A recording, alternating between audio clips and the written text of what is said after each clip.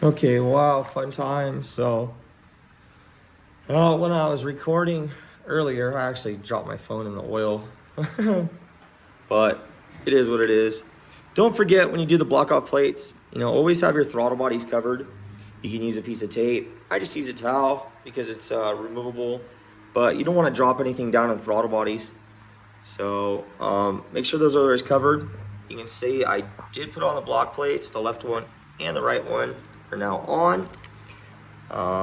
Now it's time to put the ignition cables back on. Obviously this is a 4-cylinder, so we are going to reconnect cables.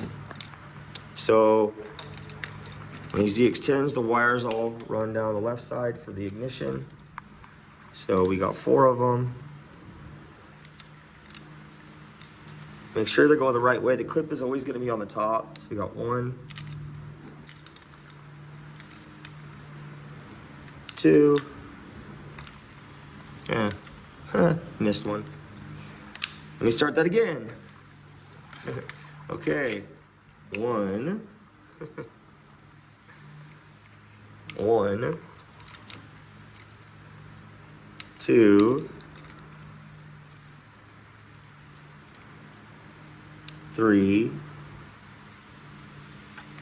4.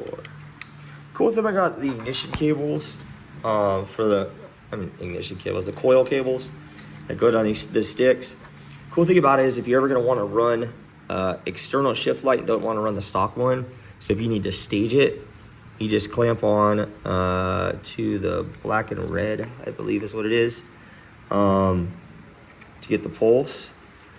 And if you were to run a quick shifter, same thing. You're going to pull these guys off, plug your quick shifter in there. That's going to bypass that if you're going to run a standalone quick shifter. I do have this sensor for this now. I will install that, even though it's turned off in the system. I just like to put them back in case the other customer wants to flash it back to stock when he sells it.